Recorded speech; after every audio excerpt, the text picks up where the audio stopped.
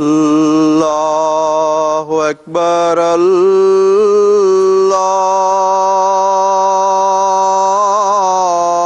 اللہ اکبر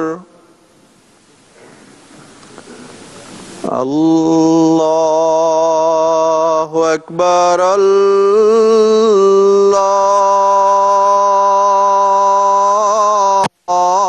اللہ اکبر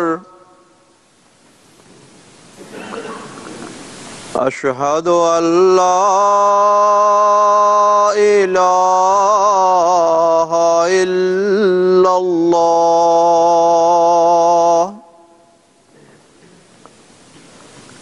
اشہد ان لا الہ الا اللہ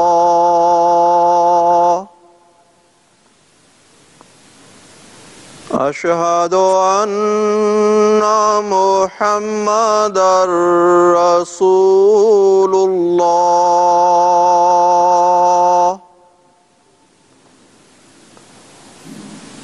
اشہد ان محمد رسول اللہ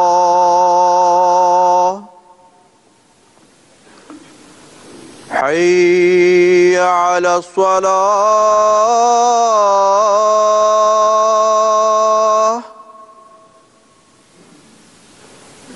حی علی الصلاة حی علی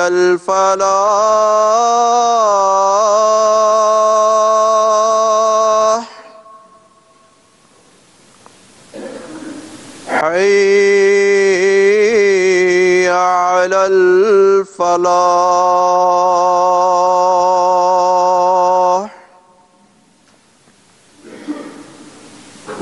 اللہ اکبر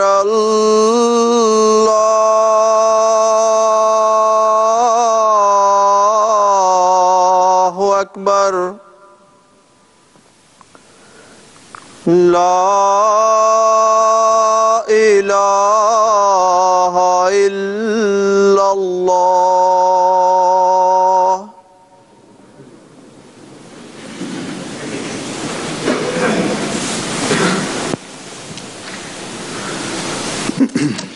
السلام علیکم ورحمۃ اللہ وبرکاتہ.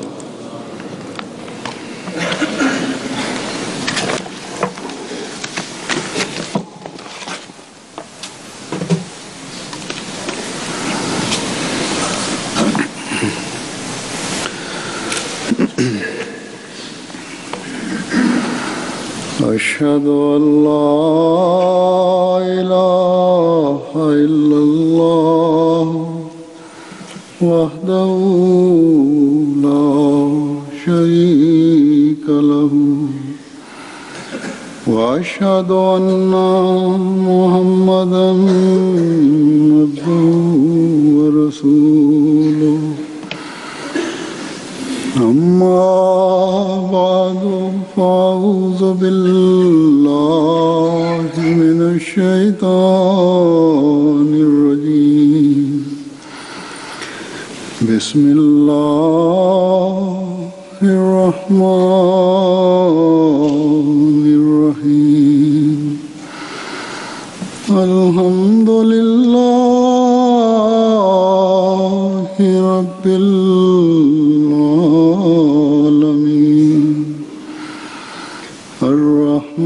الرحمن الرحيم مالك يوم الدين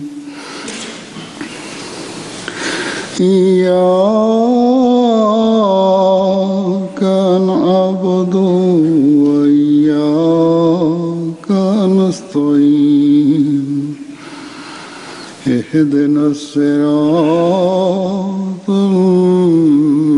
المستقيم صراط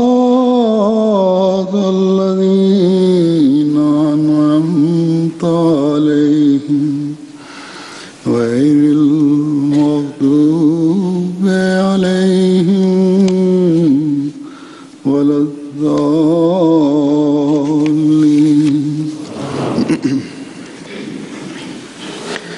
كل نفس ذائقة الموت ثم إلينا ترجعون. والذين آمنوا وعملوا الصالحات لنبوئنهم من الجنة غرفا تجري من تحتها الأنهار خالدين فيها ونعم أجر العاملين.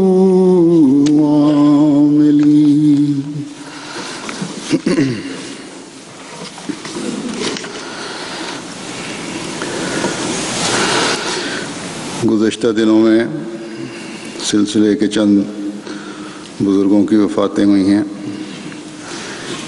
یہ موت فوت کا عمل تو انسان کے ساتھ لگا ہوا ہے. جو اس دنیا میں آئے گا اس نے جانا ہے. اللہ تعالیٰ فرماتا ہے کل من علیہا فان، یعنی ہر چیز جو اس زمین پر ہے وہ فانی ہے. اور آگے فرمایا کہ وَيَبْقَى وَجْهُ رَبِّكَ ذُو الْجَلَالِ وَالْإِكْرَامِ، اور صرف تیرے رب کی ذات باقی رہنے والی ہے جو جلال اور اکرام والی ہے.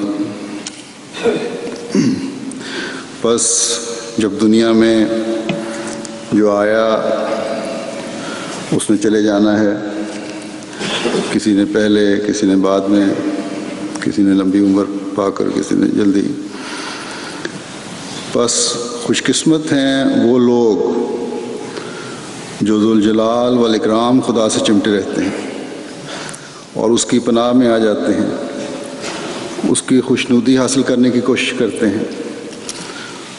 اور پچھلوں کے لیے بھی یہ نمونہ چھوڑ کر جاتے ہیں کہ دنیا کی فانی چیزوں کے پیچھے نہ دوڑنا، بلکہ اللہ تعالیٰ کی رضا اور خوشنودی حاصل کرنے کی کوشش کرنا. اگر یہ تمہیں مل گئی تو دونوں جہان کی نعمتیں تمہیں مل گئیں. اپنے عمل سے اپنے پیچھے رہنے والوں کو، اپنی نسلوں کو یہ سبق دے کر جاتے ہیں کہ ہم نے دنیا میں اللہ تعالیٰ کی رضا حاصل کرنے کی کوشش کی تاکہ اللہ تعالیٰ کے اس انعام کے مصداق ٹھہریں جس نے فرمایا ہے کہ من اسلم وجہہ للہ وہو محسن فلہ اجرہ عند ربہ، یعنی جو بھی اپنے آپ کو خدا کے سپرد کر دے اور وہ احسان کرنے والا ہو تو اس کا اجر اس کے رب کے پاس ہے. بس ایسے لوگ جو اپنے آپ کو خدا کے سپرد کر دیتے ہیں اس دنیا میں بھی اللہ تعالیٰ کے انعاموں سے حصہ لیتے ہیں اور آخرت میں بھی انشاءاللہ تعالیٰ حصہ لیں گے. اور آخرت کا حصہ ظاہر ہے کہ مرنے کے بعد ملنا ہے، اس فانی دنیا سے کوچ کر جانے کے بعد ملنا ہے. یہ آیت جو میں نے تلاوت کی ہے اس میں بھی اللہ تعالیٰ نے اسی مضمون کو بیان فرمایا ہے کہ ہر جان کو موت آنی ہے، اور موت آنے کے بعد پھر اللہ تعالیٰ فرماتا ہے کہ تمہارا میری طرف لوٹنا ہے، اور جب میری طرف لوٹو گے تو ہم انہیں جنہوں نے نیک عمل کیے ہوں گے ضرور بضرور جنت میں ایسے بالا خانے دیں گے جن کے نیچے نہریں بہتی ہوں گی. بس نیک عمل کرنے والوں کا یہ ایسا عمدہ اور اعلیٰ اجر ہے کہ کس کے برابر اور کوئی اجر ہو نہیں سکتا. بس خوش قسمت ہیں وہ لوگ جو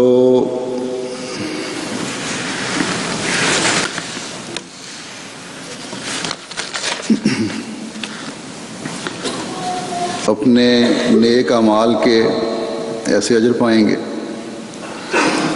اور اللہ تعالیٰ کی رضا حاصل کرتے ہوئے اس کی جنتوں کے وارث بنتے چلے جائیں گے۔ ہمارے جو بزرگ گزشتہ دنوں فوت ہوئے،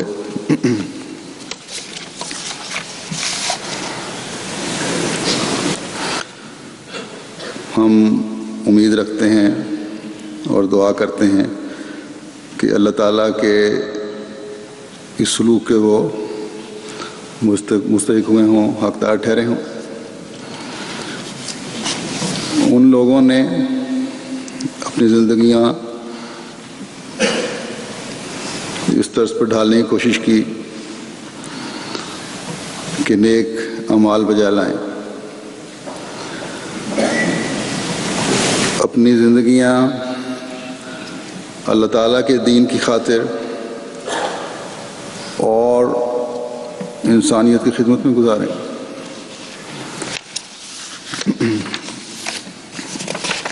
اللہ تعالیٰ ان بزرگوں سے مغفرت اور رحم کا سلوک فرمائے۔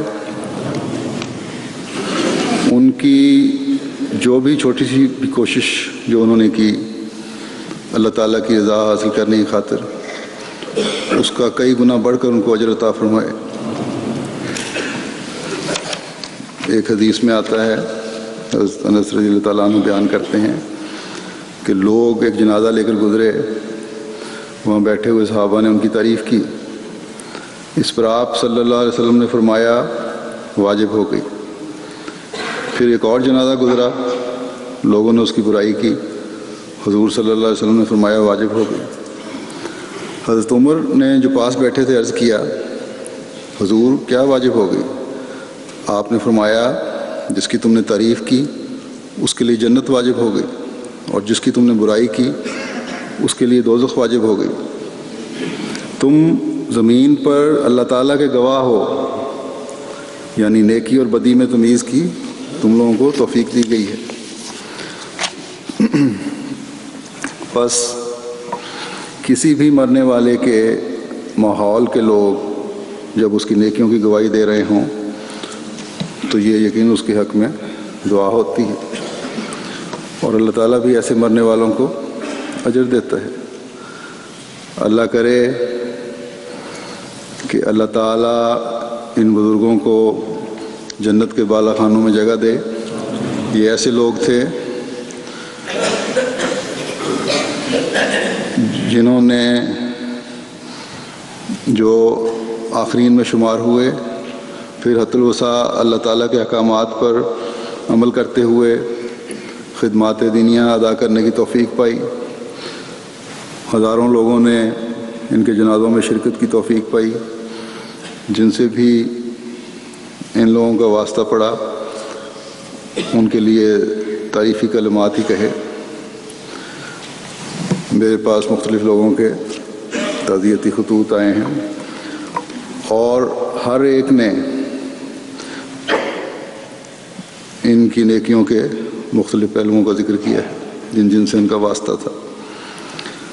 اللہ تعالیٰ ہمیشہ ان بزرگوں کے درجات بلند کرتا چلا جائے، کیونکہ بعد میں بھی ان کے لیے دعائیں کرنی ضروری ہیں۔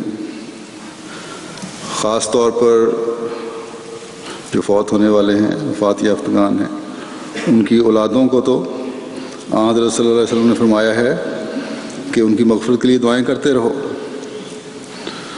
جو ان کے درجات کی بلندی کا باعث بنیں گی۔ پھر فوت ہونے والوں نے جن لوگوں کے ساتھ نیکیاں کیں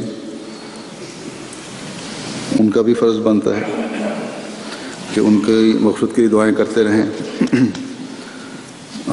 میں ان بزرگوں کا مختصر ذکر خیر کروں گا۔ ان میں حضرت مرزا عبدالحق صاحب مرحوم ہیں، پھر مولانا جلال الدین صاحب قمر ہیں، صاحبزادی امت الباسط بیگم صاحبہ ہیں، اور اسی طرح ایک شہید ماسٹر منور احمد صاحب ہیں جو گجرات کے جو اللہ کی راہ میں شہید کیے گئے گزشتہ دنوں. حضرت مرزا عبدالحق صاحب وہ بزرگ ہیں جن کو اللہ تعالیٰ نے 106 سال کی تقریباً لمبی عمر عطا فرمائی. آپ کی پیدائش جنوری 1900 کی تھی. آپ کے بھائی اور چچا جو تھے ان کو تو حضرت مسیح موعود علیہ الصلوۃ والسلام کی زندگی میں جماعت میں شامل ہونے کی توفیق ملی، لیکن آپ نے بیعت نہیں کی. چھوٹے بھی تھے لیکن نیک فطرت تھے. تحقیق کا مادہ چھوٹی عمر میں بھی تھا. جو متاثر کرنے والی بات تھی اس سے متاثر بھی ہوتے تھے. 1913 میں حضرت خلیفۃ المسیح ثانی خلافت سے پہلے حضرت خلیفہ اول کے زمانے کی بات ہے، ایک دفعہ شملے تشریف لے گئے تو حضرت مرزا صاحب بھی ان دنوں میں وہیں تھے. ان کی عمر اس وقت صرف 14 سال تھی، لیکن دینی علم کے حصول اور تحقیق کا مادہ تھا. حضرت مرزا بشیر الدین محمود احمد خلیفۃ المسیح ثانی جب شملہ گئے تو جیسا کہ میں نے کہا یہ خلافت اولیٰ کا زمانہ تھا. حضرت مرزا صاحب کے ذہن میں حضرت مسیح موعود علیہ الصلوۃ والسلام کی اولاد کا کچھ اور ہی تصور تھا، لیکن جب حضرت خلیفۃ المسیح ثانی حضرت مرزا بشیر الدین محمود احمد کی مجالس میں بیٹھے تو آپ کی نیکی کا بڑا گہرا اثر ہوا، آپ کے علم کا بڑا گہرا اثر ہوا آپ کی طبیعت پہ. مجھے بھی ایک دفعہ انہوں نے اپنا یہ سارا قصہ سنایا تھا. بہرحال خلیفۃ المسیح اول کی وفات کے بعد خلافت ثانیہ میں حضرت مرزا عبدالحق صاحب نے حضرت خلیفہ ثانی کی بیعت کی اور اس بیعت کے رشتے کو اس طرح نبھایا کہ کوشش کی کہ اپنا حلیہ بھی وہی رکھیں جو خلیفۃ المسیح ثانی کا تھا ظاہری. چنانچہ مجھے ایک دفعہ انہوں نے خود بتایا کہ بیعت کے بعد پھر میں نے یہ کوشش کی کہ جو لباس خلیفۃ المسیح ثانی پہنتے ہیں اسی طرح کا لباس پہنوں. چنانچہ شلوار قمیض اور کوٹ اور سر پر پگڑی، ہاتھ میں سوٹی وغیرہ اسی طرح رکھنی شروع کی کہ جیسا کہ میں نے کہا اسی حالت میں رہوں، اس حالت میں بننے کی کوشش کروں جس کی میں نے بیعت کی ہے. وہ حالت اپنے اوپر طاری کروں تاکہ ہر وقت یاد رہے. اور پھر جب عادت پڑ گئی تو بہرحال اسی طرح ان کی زندگی ڈھل گئی. گو آپ خلافت ثانیہ میں جماعت میں شامل ہوئے تھے، لیکن اس فکر اور کوشش میں کہ میں نے اب احمدیت کا صحیح نمونہ بننا ہے تقریباً صحابہ کا رنگ اپنے پہ چڑھا لیا تھا. آپ نے حضرت خلیفۃ المسیح ثانی رضی اللہ تعالیٰ عنہ کے کہنے پر لاء کا امتحان پاس کیا اور کچھ عرصے بعد آپ نے زندگی وقف کرنے کی درخواست حضرت خلیفۃ المسیح ثانی کی خدمت میں پیش کی. حضرت خلیفۃ المسیح ثانی نے جواب دیا کہ آپ اپنی پریکٹس جاری رکھیں اور اپنے آپ کو زندگی وقف ہی سمجھیں. چنانچہ انہوں نے ساری زندگی اس کا پاس کیا. گو آپ پہلے بھی علمی ذوق رکھنے والے تھے اور دینی علم کی طرف بڑی رغبت رکھتے تھے، لیکن اس کے بعد حضرت خلیفۃ المسیح ثانی کے اس ارشاد کے بعد تو اور بھی زیادہ کوشش کی. ایک دفعہ انہوں نے بتایا کہ میں نے تو 9 سال کی عمر میں جب بچہ تھا دینی مسائل پر غور کرنا شروع کر دیا تھا، اور ماشاءاللہ جب حضرت مسیح موعود علیہ الصلوۃ والسلام کی فوج میں داخل ہوئے تو آپ کے علم اور عرفان کو 4 چاند لگ گئے. چنانچہ آپ کے جلسے سلانے پر بڑے علمی خطابات ہوتے تھے، کئی کتابیں لکھی ہیں، بڑے علمی کام کیے ہیں، تفسیر قرآن کریم کی بیان کرتے رہے، کئی شاگرد ہیں ان کے سرگودے میں. اور مجھے الفاظ سے پتہ لگا کہ جب صداقت حضرت مسیح موعود پر آپ کی کتاب شائع ہوئی تو ایک بزرگ نے مرزا صاحب کو لکھا کہ اللہ تعالیٰ نے مجھے بتایا ہے کہ یہ کتاب میں نے اپنے حضور قبول کی. میرا خیال ہے کہ یہ کتاب بھی تقریر ہی تھی صداقت حضرت مسیح موعود پہ جلسہ سالانہ کی. بہرحال ایک گہرے علمی اور دینی ذوق رکھنے والی شخصیت تھی آپ کی. بغیر تیاری کے بھی کسی مضمون پر بولنا شروع کرتے تھے تو خوب حق ادا کر دیتے تھے. اللہ تعالیٰ ہمیشہ جماعت کو ایسے علمی اور روحانی افراد عطا فرماتا رہے جو ہمیشہ سلطان نصیر ثابت ہوں. اللہ تعالیٰ نے آپ کو 4 خلفاء کے ساتھ کام کرنے کی توفیق عطا فرمائی. آخر تک اللہ کے فضل سے ذہنی طور پر بالکل ایکٹیو تھے اور کامل اطاعت اور فرما برداری سے آپ نے کام کیا ہمیشہ. میرے ساتھ بھی آخری دم تک انہوں نے وفا اور اطاعت کا نمونہ دکھایا. اپنے خطوط میں ہمیشہ اس بات کا اظہار کرتے تھے کہ انجام بخیر کرنے کے لیے دعا کریں. جلسے پر آیا کرتے تھے یہاں تقریباً ہر سال. گزشتہ سال بھی آئے تھے اور انتہائی محبت اور پیار اور خلوص کا اظہار فرماتے رہے. خلافت سے جو وفا اور خلوص کا تعلق تھا وہ تو تھا ہی، لیکن اس ناطے کہ مرکزی عہدیدار خلیفہ وقت کے مقرر کردہ ہیں نہایت عزت اور احترام فرمایا کرتے تھے عہدیداروں کا بھی. میں جب ناظر اعلیٰ تھا تو جب بھی ربا تشریف لاتے کسی کام کے لیے آیا کرتے تھے صحت کی پرواہ کیے بغیر، اور باوجود کمزوری صحت کے اور میرے کہنے کے بھی کہ جہاں آپ ٹھہرے ہوئے ہیں وہیں رہا کریں، میں وہیں آ جاتا ہوں ملنے کے لیے، خود دفتر تشریف لایا کرتے تھے. اور ایک عہدیدار کے لیے احترام ان کی آنکھوں سے چھلک رہا ہوتا تھا.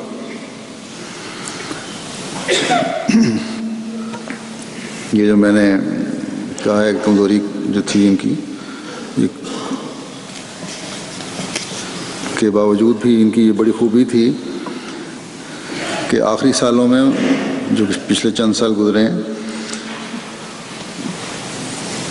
خلیفہ وقت نے جن کمیٹیوں کا بھی ان کو ممبر بنایا تھا یا جن کی سپرد تھیں کمیٹیاں، اس خرابی صحت کے باوجود بھی ہمیشہ ان میں شامل ہوا کرتے تھے. سرگودے سے سفر کر کے آتے تھے اور آخر تک جیسا کہ میں نے کہا ماشاءاللہ دماغی طور پر بڑے ایکٹیو رہے، بڑے صاحب الرائے تھے، لیکن دوسروں کی رائے بھی بڑے حوصلے سے سنتے تھے اور اس کی قدر کرتے تھے. 1988 میں یہاں ادوات خلیفۃ المسیح رابع رحمہ اللہ تعالیٰ نے زکوٰۃ کے مسائل اور خاص طور پر ذمہ داروں کے زکوٰۃ کے مسائل پر ایک کمیٹی بنائی تھی، تو مجھے بھی اس کا ممبر بنایا تھا. اور جب بھی میٹنگ پہ مرزا صاحب اس کے صدر تھے، جب بھی آپ میٹنگ پہ تشریف لاتے ہر ایک کو موقع دیتے کہ اپنی رائے کا اظہار کرے اور پھر اس رائے کو وزن بھی دیتے تھے، بحث کرنے کا کھل کے موقع دیتے تھے. پھر جب ایک جھوٹے مقدمے میں جو میرے خلاف ہوا تھا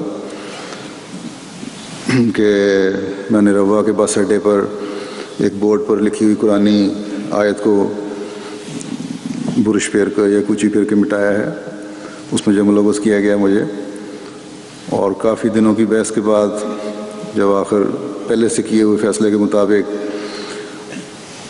عدالت نے مجھے مجرم بنا دیا، تو اگلے دن جب ہم تھانہ ربے سے چنیوٹ جا رہے تھے تو میں نے دیکھا کہ ہماری گاڑی کے قریب سے حضرت مرزا صاحب کی گاڑی گزری ہے اور ان کے چہرے سے پریشانی ٹپک رہی تھی. خیر چنیوٹ عدالت میں جب ہم گئے ہیں حسین میں مرزا صاحب سے ملاقات ہو گئی، ہماری گاڑی میں آ کے بیٹھ گئے. بیمار تھے اس وقت بھی. میں نے کہا آپ نے کیوں تکلیف کی؟ فرمانے لگے اس وقت مجھے اپنی کوئی تکلیف نہیں ہے. بہرحال لمبا وقت بیٹھے رہے اور گو بظاہر ہمیں تسلیاں بھی دیتے رہے. کہتے رہے ہم بھی ان کو کہ ایسی کوئی بات نہیں ہے، لیکن ان کے چہرے پر بڑی فکر مندی کے آثار تھے اس وقت، اور مستقل وہاں بیٹھے ہوئے دعاؤں میں مشغول رہے، باتیں بھی ساتھ، دعائیں بھی ساتھ چلتی رہیں. غرض ان کی زندگی کے بے شمار واقعات ہیں. ان کو یہ بھی بہت بڑا اعزاز حاصل تھا کہ 1922 سے جب سے کہ خلیفۃ المسیح ثانی رضی اللہ تعالیٰ عنہ نے باقاعدہ شورا کا نظام جماعت میں قائم فرمایا، آپ کو شورا میں شمولیت کرنے کی توفیق ملی، اور آپ تقریباً 84 سال تک جماعتی خدمات کی توفیق پاتے رہے اور خوب توفیق پائی. اللہ تعالیٰ ان کے درجات بلند سے بلند تر فرمائے. حضرت مرزا صاحب کی ایک بات اور بھی مجھے کسی نے لکھی کہ ہم گئے، عزیز تھے ان کے کوئی ملنے کے لیے، بیمار تھے، بستر پہ لیٹے ہوئے تھے، تو باہر لوگوں کا رش تھا، بستر پہ لیٹے ہوئے لوگ آ رہے تھے، مل رہے تھے، اور میں نے ان کو کہا کہ یہ وقت دوپہر سے کچھ پہلے یا بات کا وقت تھا کہ یہ ملاقات کا وقت تو نہیں ہے، لوگوں کو بھی کچھ خیال کرنا چاہیے کہ وقت پر آیا کریں اور آپ کی اس حالت میں آ کے نہ ملیں بیماری میں. تو فرمانے لگے کہ امیر کے لیے کوئی وقت نہیں ہوتا، اگر عمارت کی ذمہ داریاں سنبھالنی ہیں تو پھر ہر وقت ہر ایک حق ہے کہ آئے اور اپنی مسائل بیان کرے. تو یہ بڑا سبق ہے دوسرے عمراء کے لیے بھی. اللہ تعالیٰ جماعت میں آئندہ بھی ایسے علم و عرفان اور وفا سے بھرے ہوئے وجود پیدا فرماتا رہے. ان کی اولاد کو بھی توفیق دے کہ ہمیشہ احمدیت اور خلافت سے وفا کرنے والے رہیں. پھر گزشتہ دنوں ہونے والی وفاتوں جو فوت شدگان میں مولانا جلال الدین صاحب قمر ہیں. آپ بھی جماعت کے بڑے پرانے خادم اور فدائی بزرگ تھے. آپ کی عمر 83 سال تھی وفات کے وقت. لمبا عرصہ فلسطین اور مشرقی افریقہ کے ملکوں میں تبلیغ کے فرائض انجام دیتے رہے. مختلف زبانوں کو جانتے تھے جو ایک مبلغ کا خاصہ ہونا چاہیے. عربی، فارسی، انگریزی اور مشرقی افریقہ کی بعض مقامی زبانیں بھی جانتے تھے. جامعہ میں پڑھانے کی بھی ان کو توفیق ملی. بڑے سادہ مزاج تھے. مجھے امید ہے کہ ان کے شاگرد آج دنیا میں پھیلے ہوں گے. تقریباً 11 سال تک انہوں نے جامعہ میں بھی پڑھایا. تو یہ شاگرد جنہوں نے مولانا صاحب سے پڑھا، ان کا فرض ہے کہ اپنے استاد کے درجات کی بلندی کے لیے دعائیں کرتے رہیں. اللہ تعالیٰ مرحوم کے درجات بلند فرمائے. ان کی اولاد نہیں تھی. پھر میں ذکر کرنا چاہتا ہوں صاحبزادی امت الباسط بیگم صاحبہ کا، جو میری خالہ بھی تھیں، بلکہ ہم دونوں میاں بیوی کی خالہ تھیں. مجھے بچپن سے ہی ان سے تعلق تھا، ان کے گھر آنا جانا تھا. بڑی غیر معمولی طبیعت کی مالک تھیں. بچپن میں مجھے یاد ہے کہ ایک دوسرے کے گھر میں، گھروں کے اندر ہی دروازے تھے، کھلنے کی وجہ سے دروازے کھلتے تھے گھروں کے اندر ایک دوسرے کے. تو اس وجہ سے کہ دروازہ بیچ میں ہی ہے، بے وقت بھی ان کے گھر چلا جایا کرتا تھا. لیکن مجال ہے جو کسی وقت بھی کم از کم یہ اظہار کیا ہو میرے سامنے کہ یہ کوئی بیزاری چہرے سے ٹپکتی ہو یا اظہار ہوا ہو کسی قسم کا کہ بے وقت کیوں آئے ہو. ہمیشہ خالہ ہونے کا حق ادا کیا کہ جس وقت مرضی آؤ، حق ہے گھر پہ. اور ہمیشہ اپنا گھر کھلا رکھا. اس کی طبیعت کی وجہ سے، اس طبیعت کی وجہ سے اور بے تکلفی کی وجہ سے بعض دفعہ زیادتی بھی ہو جاتی تھی ان کے ساتھ باتوں باتوں میں، یا احساس ہوتا تھا کہ زیادتی ہو گئی ہے. لیکن ہمیشہ وہ برداشت کر جاتی تھی، کبھی اس کا اظہار نہیں کیا۔ اس لحاظ سے بڑی غیر معمولی طبیعت تھی۔ خلافت سے بے انتہا محبت کا تعلق تھا۔ حضرت خلیفۃ المسیح رابع رحمہ اللہ تعالیٰ ان کے چھوٹے بھائی تھے۔ خلافت کے بعد وہ احترام دیا جو خلافت کا حق ہے۔ ایک دفعہ باتوں میں کہ حضرت خلیفۃ المسیح رابع کے دوسرے جو بڑے بہن بھائی ہیں، انہوں نے ادب اور احترام کے دائرے میں ان کو مخاطب کرنے یا ان کے حوالے سے بات کرنے کے لیے اپنے کچھ مختلف الفاظ میں مخاطب کرتے ہیں۔ پہلے تو نام لیتے تھے۔ تو آپ کس طرح ان کو مخاطب کرتی ہیں؟ تو کہنے لگیں کہ اب وہ خلیفہ وقت ہیں، میں تو حضرت صاحب ہی کہتی ہوں تاکہ خلافت کا احترام قائم رہے اور ذاتی رشتوں پر خلافت کا رشتہ مقدم رہے۔ میرے بارے میں کسی نے پوچھا کہ آپ کس طرح مخاطب کریں گی، تو فرمانے لگیں کہ میرے نزدیک خلافت کا رشتہ سب سے مقدم ہے۔ جس طرح خلیفۃ المسیح رابع رحمہ اللہ تعالیٰ کو مخاطب کرتی تھی، اسی طرح ان کو مخاطب کروں گی۔ تو خلافت کے بعد اپنی خالاؤں میں شاید میری سب سے پہلی ملاقات ان سے ہوئی، اور ان کی آنکھوں میں، الفاظ میں، بات چیت میں جو فوری غیر معمولی احترام میں نے دیکھا وہ حیران کن تھا۔ گو کہ میرے باقی جو بڑے رشتے تھے انہوں نے بھی اسی طرح اظہار کیا ہے، لیکن ان کا اور ایک میری اور بزرگ ہیں، ان کا اسی وقت میں فوری طور پر مل لیا تھا جا کر، اور پہلا موقع تھا اس لیے فوری دل پہ نقش ہو گیا۔ پھر حضرت خلیفۃ المسیح رابع رحمہ اللہ کے ساتھ ہی ان کا جائیداد کا، زمینوں کا انتظام چلتا تھا مشترکہ،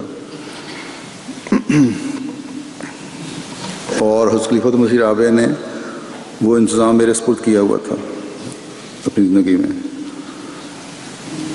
تو ان کی وفات کے بعد جب میں نے ان کے بچوں کو کہا کہ اپنے سنبھال لو انتظامات، تو ان کو بھی کہا کہ اس طرح علیحدہ کر لیں۔ احمد نگر کے زمینوں کا حساب تھا، انتظام تھا۔ تو پہلے تو زبانی اظہار بھی کرتی رہیں، پھر اب اس دفعہ مجھے لکھ کر دیا اور یہ اس پریشانی کا اظہار کیا کہ کہیں کسی ناراضگی کی وجہ سے تو نہیں میں یہ انتظام چھوڑ رہا۔ تو ان سے سمجھایا کہ نہیں، ایسی کوئی بات نہیں، کیونکہ اب میرا انتظام نہیں براہ راست، اس لیے بہتر ہے کہ ہر ایک اپنا اپنا خود سنبھالے۔ تو کہنے لگیں کہ میں اسی لیے پریشان ہوں کیونکہ میرے سے یہ برداشت نہیں کہ کسی بھی حالت میں خلیفہ وقت کی ناراضگی کا باعث بنوں۔ اب یہ ان کی ذاتی چیز تھی، ذاتی معاملہ تھا، لیکن اس میں بھی یہ گوارہ نہ کیا کہ خلیفہ وقت کے ذرا سا بھی مرضی کے خلاف کام ہو۔ غریبوں کا، ضرورت مندوں کا بڑا خیال رکھنے والی، دعا اور صدقہ کرنے والی بزرگ تھیں۔ کوئی دعا کے لیے کہہ دیتا تو یاد رکھتی تھیں۔ ہمارے ایک مربی صاحب ہیں جن کا میدان عمل میں کہیں دورے پہ جاتے ہوئے ایکسیڈنٹ ہو گیا، اور بہت بری طرح ایکسیڈنٹ ہوا، ٹانگیں کئی جگہ سے ٹوٹ گئیں، اب تک بیساکھیوں کے سہارے چلتے ہیں۔ انہوں نے مجھے لکھا کہ میں نے ایکسیڈنٹ کے بعد ہسپتال سے دعا کے لیے فون کیا تو فرمانے لگیں کہ تمہارے لیے روزانہ نفل بھی پڑھ رہی ہوں اور صدقہ بھی نکالتی ہوں۔ تو جماعتی کارکنوں کے لیے بڑا درد رکھتی تھی۔ خلافت سے محبت کے سلسلے میں ایک اور بات،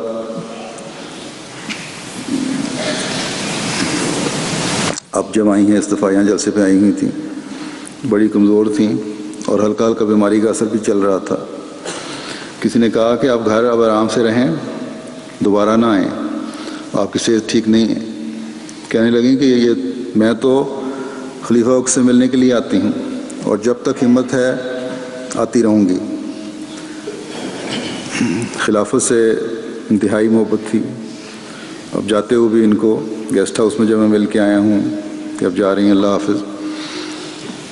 تو رات کو ملا ہوں، اگلے دن صبح ان کی فلائٹ تھی.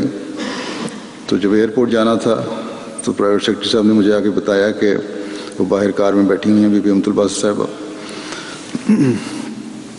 تو میں نے کہا میں تو مل آیا تھا. خیر باہر گئے، ملاقات ہوئی، دعا کے لیے ان کو دعا کر کے رخصت کیا اور اللہ کے فضل سے خیریت سے پاکستان پہنچ گئیں. لیکن بہرحال اللہ کی تقدیر تھی. چند دن کے بعد دوبارہ بیماری کا شدید حملہ ہوا، ہارٹ اٹیک ہوا اور وفات ہو گئی. ان کے گھر پالنے والے ایک لڑکے نے، جو اب تو جوان بچوں کے باپ بھی ہیں، مجھے لکھا کہ یہاں جرمنی جب آتی، وہ آج کل جرمنی میں ہیں، تو ہمارے گھر ضرور آتی. یہ لڑکا بھی سیالکوٹ کے کسی گاؤں سے آ کر ان کے والدہ یا والد کوئی ان کو چھوڑ گیا تھا اور وہیں رہتے تھے، پلا بڑا ہے. تو لکھا ہے کہ جب میرے پاس آتی ہیں تو میرے بچوں کو کہتی ہیں کہ میں تمہاری دادی ہوں.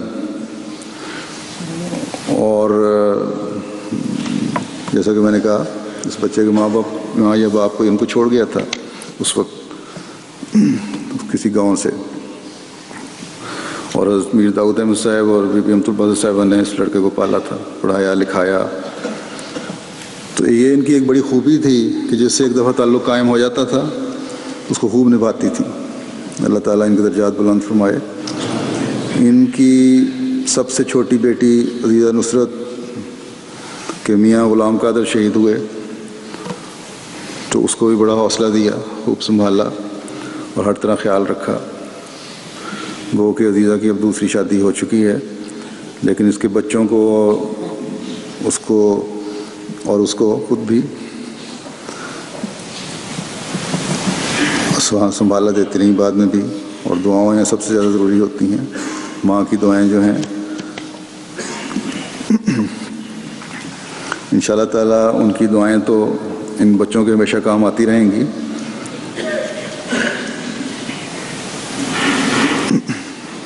عزیزہ نصرت اور اس کے بچوں کے لیے بھی دعا کریں کہ اللہ تعالیٰ عزیز مرزا غلام قادر شہید کے بچوں کو بھی ہمیشہ اپنی سامان میں رکھے، اور ان کی ماں اور نانی کی وفات سے جو خلا پیدا ہوا ہے اس کو ہمیشہ کی طرح خود ہی اپنے فضلوں سے پورا فرماتا رہے.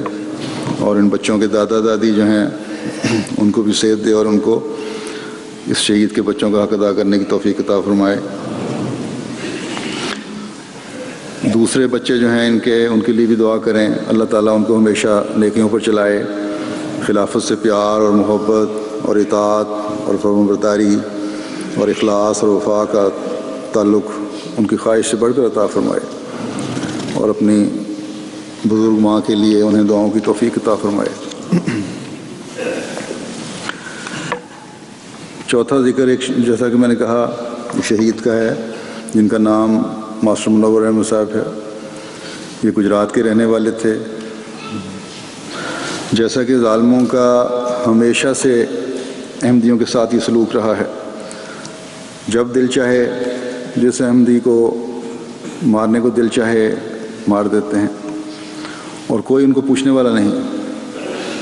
قانون بھی احمدی مقتول کا نام سن کر خاموش ہو جاتا ہے کہ مارنے والے نام نہاد مسلمان نے جنت کمائی ہے، جبکہ اللہ تعالیٰ فرماتا ہے جہنم ان کا ٹھکانہ ہے.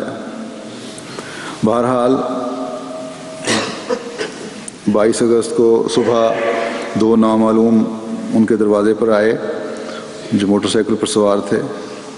منور صاحب نے جب دروازہ کھولا باہر نکلے تو ان دونوں نے اندھا دھند فائرنگ کی اور 5 گولیاں ان کو لگیں.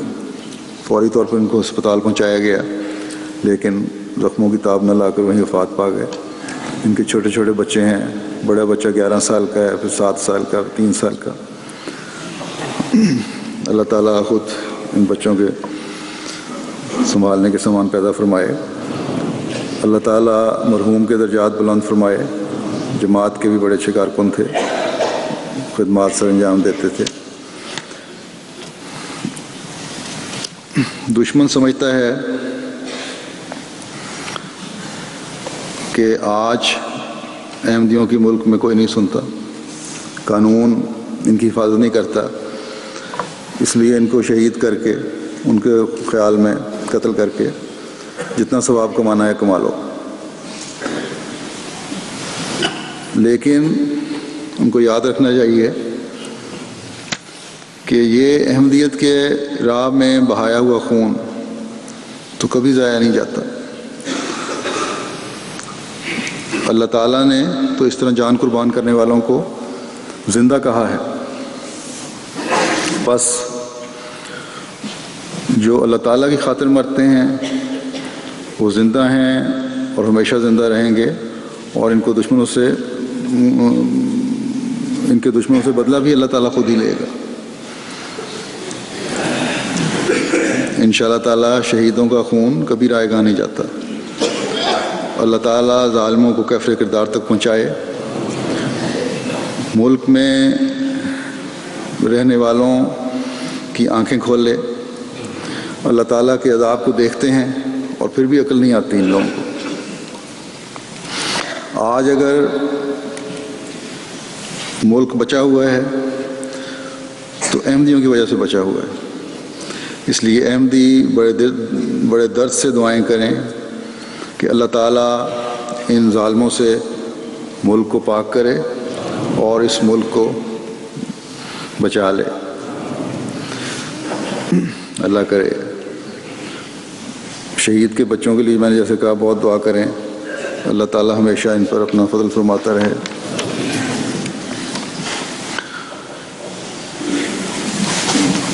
وفات یافتگان کا ذکر ہوا ہے تو اس بارے میں حضرت صلی اللہ علیہ وسلم کا کیا طریق تھا، کیا آپ نے نصیحت فرمائی ان کے بارے میں کہ کس طرح دعا کی جائے، آپ کا اسوہ کیا تھا، اس بارے میں چند احادیث بھی میں پیش کرنا چاہتا ہوں تاکہ اس پر عمل کر کے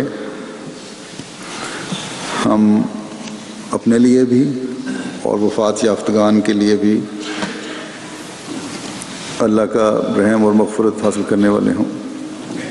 ایک روایت میں آتا ہے، حضرت ام سلمہ رضی اللہ عنہا روایت کرتی ہیں کہ رسول اللہ صلی اللہ علیہ وسلم ابو سلمہ کی عیادت کے لیے تشریف لائے تو ان کی وفات ہو چکی تھی، تو ان کی آنکھیں کھلی تھیں، تو حضور صلی اللہ علیہ وسلم نے ان کو بند کیا پہلے آتے ہی۔ پھر حضرت ابو سلمہ کے اہل میں سے کسی نے نوح کی غرض سے بلند آواز نکالی، ماتم کرنے کی کوشش کی اونچی آواز میں۔ اس پر نوح کی آواز سن کر رسول اللہ صلی اللہ علیہ وسلم نے فرمایا، اپنے لوگوں کے لیے صرف خیر کی بات کرو، کیونکہ ملائکہ ہر وہ بات جو تم کرتے ہو اسے امانت رکھتے ہیں۔ پھر حضور صلی اللہ علیہ وسلم نے دعا کی، اے اللہ ابو سلمہ کو بخشش فرما اور ہدایت یافتہ لوگوں میں ان کے درجات بلند فرما، اس کے پیچھے رہنے والوں میں سے اس کا اچھا جانشین بنا، اے رب العالمین ہمیں بخش دے اور اس کی بھی بخشش فرما، اے اللہ اس کی قبر کو کشادہ فرما اور اس کے لیے اسے منور فرما۔ حضرت ابو ہریرہ رضی اللہ عنہ بیان کرتے ہیں کہ حضرت صلی اللہ علیہ وسلم نے ایک جنازہ پڑھایا اور اس میں یہ دعا کی۔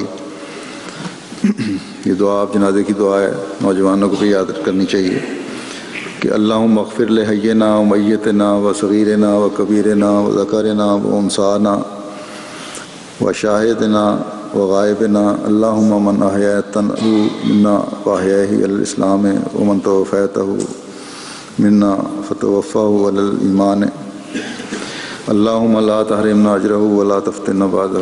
اے ہمارے خدا، ہمارے زندوں کو اور ہمارے وفات پانے والوں کو، ہمارے چھوٹوں کو اور ہمارے بڑوں کو، ہمارے مردوں کو اور ہماری عورتوں کو، ہم میں سے جو حاضر ہیں اور جو غائب ہیں، سب کو بخش دے۔ اے ہمارے خدا، جس کو تو ہم میں سے زندہ رکھے اس کو اسلام پر زندہ رکھ، اور جس کو تو وفات دے اس کو ایمان پر وفات دے۔ اے ہمارے خدا، تو اس مرنے والے کے ثواب سے ہمیں محروم نہ کر، اور اس کے بعد ہمیں ہر قسم کے فتنے سے محفوظ رکھ۔ حضور صلی اللہ علیہ وسلم میت کی تدفین کے بعد خود بھی استغفار کرتے تھے اور لوگوں سے بھی مخاطب ہو کر فرماتے تھے، یہ حساب کا وقت ہے، اپنے بھائی کے لیے ثابت قدمی کی دعا مانگو اور مغفرت طلب کرو۔ طبرانی کی ایک روایت میں ہے کہ خدا جنت میں ایک نیک بندے کا مرتبہ بلند فرماتا ہے تو وہ بندہ پوچھتا ہے، اے پروردگار مجھے یہ مرتبہ کہاں سے ملا؟ تو تو خدا فرماتا ہے کہ تیرے لڑکے کی وجہ سے کہ وہ تیرے لیے استغفار کرتا رہا ہے، پس اولاد کو اپنے مرنے والوں کے درجات کی بلندی کے لیے ہمیشہ دعا کرتے رہنا چاہیے۔ اللہ تعالیٰ ان کو بھی بے حساب جانے دے اور ہم پر بھی رحم اور فضل فرمائے۔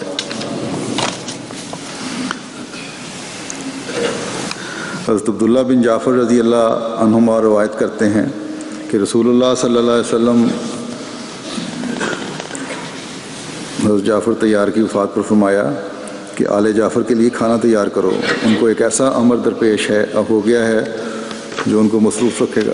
حضرت مسیم علیہ السلام کی خدمت میں سوال پیش ہوا کہ کیا یہ جائز ہے کہ جب کار قضا کسی بھائی کے گھر میں ماتم ہو جائے، یعنی کوئی فوت ہو جائے، تو دوسرے دوست اپنے گھر میں اس کا کھانا تیار کریں؟ فرمایا نہ صرف جائز بلکہ برادرانہ ہمدردی کے لحاظ سے یہ ضروری ہے کہ ایسا کیا جاوے۔ یہاں مجھے پتہ چلا ہے کہ اس طرف توجہ نہیں دی جاتی پوری طرح۔ ہمسایوں کی کوشش ہوتی ہے کہ جو جماعتی نظام کے تحت کھانا پکتا ہے لنگر میں وہیں سے آ جائے۔ اگر تو ہمسائے نہ ہوں تو پھر تو جماعت کا فرض ہے، کرتی ہے اور کرنا چاہیے، لیکن اگر ارد گرد ہمسائے رہتے ہوں احمدی تو ان کو اپنا فرض ادا کرنا چاہیے اور اس طرف خاص توجہ دیں، اور دنیا میں ہر جگہ جماعت کو اس بات کا خیال رکھنا چاہیے۔ سوگ منانے کے ضمن میں حضرت زینب بنت ابی سلمہ رضی اللہ عنہ بیان کرتی ہیں کہ میں حضرت ام المومنین ام حبیبہ رضی اللہ عنہ کی خدمت میں حاضر ہوئی۔ ان دنوں آپ کے والد حضرت ابو سفیان رضی اللہ عنہ فوت ہوئے تھے۔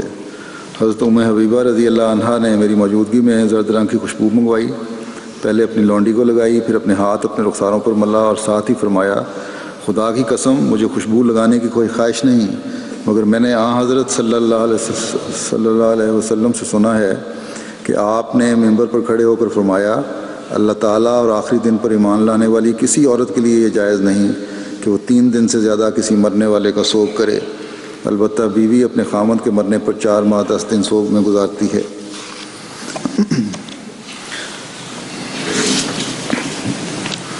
جنازے میں شامل ہونے کے بارے میں روایت ہے، حضرت ابو ہریرہ رضی اللہ عنہ بیان کرتے ہیں کہ حضرت صلی اللہ علیہ وسلم نے فرمایا جو شخص کسی مسلمان کے جنازے کے ساتھ ثواب کی نیت سے جاتا ہے اور اس کے دفن ہونے تک ساتھ رہتا ہے وہ 2 قرات اجر لے کر واپس لوٹتا ہے، اور ہر قرات احد پہاڑ کے برابر سمجھو، اور جو شخص دفن ہونے سے پہلے واپس آ جاتا ہے تو وہ صرف 1 قرات کا ثواب پاتا ہے۔ اس طرف بھی توجہ کرنی چاہیے، خاص طور پر ربوہ میں نے پہلے بھی اس طرف توجہ دلائی تھی کہ جس محلے میں کوئی احمدی وفات پا جاتا ہے تو اس محلے کے لوگوں کا فرض ہے کہ اس جنازے کے ساتھ جایا کریں، لیکن موسیان کے جنازے ربوہ میں آتے ہیں باہر سے بھی، تو ان کے لیے وہاں جماعتی طور پہ انتظام ہونا چاہیے، خدا احمدیہ کو بھی انتظام کرنا چاہیے کہ جنازے میں کافی لوگ شامل ہوا کریں۔ پھر فوت شدہ کی خوبیوں کا ذکر کرتے رہنے کے بارے میں ایک روایت میں آتا ہے، حضرت ابن عمر رضی اللہ عنہما روایت کرتے ہیں کہ رسول اللہ صلی اللہ علیہ وسلم نے فرمایا اپنے وفات یافتگان کی خوبیاں بیان کیا کرو اور ان کی کمزوریاں بیان کرنے سے اعتراض کرو۔ تو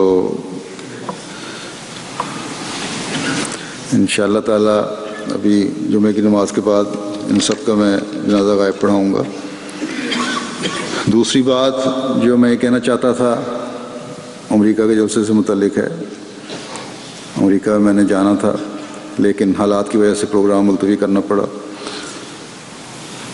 تو میرا خیال تھا کہ آج اس حوالے سے کچھ کہوں گا، لیکن کیونکہ آج ان کے جلسے کا پہلا دن ہے، لیکن پھر وفات یافتگان کی ذکر کی وجہ سے اس مضمون کو چھوڑنا پڑا۔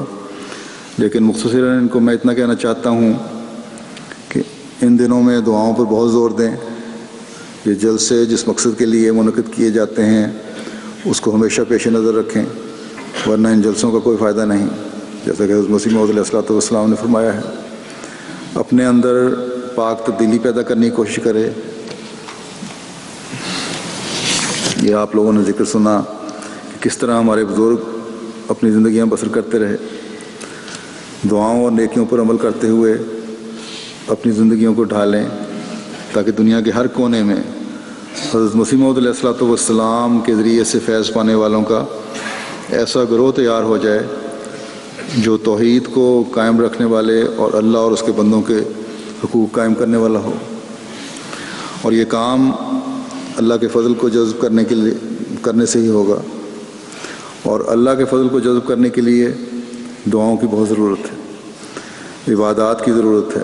بس ان 3 دنوں میں امریکہ میں جہاں جلسہ ہو رہا ہے یا دنیا میں اور کہیں اگر جماعت میں جلسے ہو رہے ہیں، اس سوچ کے ساتھ اپنے اندر تبدیلیاں پیدا کرنے کے لیے کوشش بھی کریں اور دعا بھی کریں. اللہ تعالیٰ جلسہ ہر لحاظ سے کامیاب فرمائے. اس وقت میں حضرت مسیح موعود علیہ الصلوۃ والسلام کا ایک اقتباس مختصراً اقتباس پڑھ دیتا ہوں. اس پہ ان کو سامنے رکھیں ہر وقت. حضرت مسیح موعود علیہ الصلوۃ والسلام فرماتے ہیں کہ وہ دعا جو معرفت کے بعد اور فضل کے ذریعے سے پیدا ہوتی ہے وہ اور رنگ اور کیفیت رکھتی ہے. وہ فنا کرنے والی چیز ہے، وہ گداز کرنے والی آگ ہے، وہ رحمت کو کھینچنے والی ایک مقناطیسی کشش ہے. وہ موت ہے پر آخر کو زندہ کرتی ہے. وہ ایک تند سیل ہے پر آخر کو کشتی بن جاتی ہے. ہر ایک بگڑی ہوئی بات اس سے بن جاتی ہے اور ہر ایک زہر آخر اس سے تریاک ہو جاتا ہے. مبارک وہ قیدی جو دعا کرتے ہیں تھکتے نہیں کیونکہ ایک دن رہائی پائیں گے. مبارک وہ اندھے جو دعاؤں میں سست نہیں ہوتے کیونکہ ایک دن دیکھنے لگیں گے. مبارک وہ جو قبروں میں پڑے ہوئے دعاؤں کے ساتھ خدا کی مدد چاہتے ہیں کیونکہ ایک دن قبروں سے باہر نکل جائیں گے. مبارک تم جب کہ دعا کرنے میں کبھی ماندہ نہیں ہوتے اور تمہاری روح دعا کے لیے پگھلتی اور تمہاری آنکھ آنسو بہاتی اور تمہارے سینے میں ایک آگ پیدا کر دیتی ہے اور تمہیں تنہائی کا ذوق اٹھانے کے لیے اندھیری کوٹریوں اور سنسان جنگلوں میں لے جاتی ہے اور تمہیں بےتاب اور دیوانہ اور از خود رفتہ بنا دیتی ہے کیونکہ آخر تم پر فضل کیا جائے گا. وہ خدا جس کی طرف ہم بلاتے ہیں نہایت کریم اور رحیم، حیا والا، صادق، وفادار، عاجزوں پر رحم کرنے والا ہے. بس تم بھی وفادار بن جاؤ اور پورے صدق اور وفا سے دعا کرو کہ وہ تم پر رحم فرمائے گا. دنیا کے شور و غوغا سے الگ ہو جاؤ اور نفسانی جھگڑوں کا دین کو رنگ مت دو. خدا کے لیے ہار اختیار کر لو اور شکست کو قبول کر لو تا بڑی بڑی فتحوں کے تم وارث بن جاؤ. دعا کرنے والوں کو خدا معجزے دکھائے گا اور مانگنے والوں کو ایک خارق عادت نعمت دی جائے گی. دعا خدا سے آتی ہے اور خدا کی طرف ہی جاتی ہے. دعا سے خدا ایسا نزدیک ہو جاتا ہے جیسا کہ تمہاری جان تم سے نزدیک ہے. دعا کی پہلی نعمت یہ ہے کہ انسان میں پاک تبدیلی پیدا ہوتی ہے. پھر اس تبدیلی سے خدا بھی اپنی صفات میں تبدیلی کرتا ہے اور اس کے صفات غیر متبدل ہیں مگر تبدیلی یافتہ کے لیے اس کی ایک الگ تجلی ہے جس کو دنیا نہیں جانتی. گویا وہ اور خدا ہے حالانکہ اور کوئی خدا نہیں مگر نئی تجلی نئے رنگ میں اس کو ظاہر کرتی ہے. تب اس خاص تجلی کی شان میں اس تبدیلی یافتہ کے لیے وہ کام کرتا ہے جو دوسروں کے لیے نہیں کرتا. یہی وہ خارق ہیں. غرض دعا وہ اکسیر ہے جو ایک مشت خاک کو کیمیا کر دیتی ہے. وہ ایک پانی ہے جو اندرونی غلاظتوں کو دھو دیتا ہے. اس دعا کے ساتھ روح پگھلتی ہے اور پانی کی طرح بہہ کر آستانہ حضرت احدیت پر گرتی ہے. وہ خدا کے حضور میں کھڑی بھی ہوتی ہے اور رکوع بھی کرتی ہے اور سجدہ بھی کرتی ہے اور اسی کی ذل وہ نماز ہے جو اسلام نے سکھلائی ہے. بس اس جلسے پر ان دنوں میں دعاؤں پر بہت زور دیں، نمازوں پر بہت زور دیں. امریکہ ایک ایسا ملک ہے جو مادی لحاظ سے اس وقت سب سے زیادہ ترقی یافتہ سمجھا جاتا ہے. اس میں رہتے ہوئے ہر احمدی کو اپنے آپ کو اس کی گندگیوں سے محفوظ رکھنے کی اور دعاؤں کی طرف توجہ دینے کی انتہائی ضرورت ہے. اور یہی فیضان ہے جلسے کا، یہی فیض ہے جلسے کا کہ اگر آپ اپنے اندر پاک تبدیلیاں پیدا کر دیں. اگر یہ مل گیا تو ہم نے، اگر خدا مل گیا تو ہم نے اپنے زندگی کے مقصود کو پا لیا. اللہ تعالیٰ سب کو اس کی توفیق عطا فرمائے.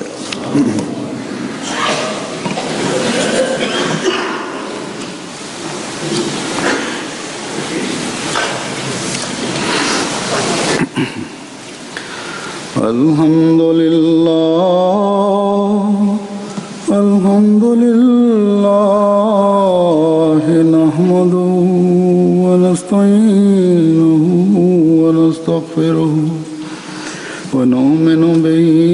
ونتوكل عليه ونعوذ بالله من شرور أنفسنا ومن سيئات أعمالنا من يهده الله فلا مضل له ومن يضلله فلا هادي له ونشهد أن لا إله إلا الله ونشهد أن محمدا عبده ورسوله عباد الله رحمكم الله إن الله يأمر بالعدل والإحسان وإيتاء ذي القربى وينهى عن الفحشاء والمنكر والبغي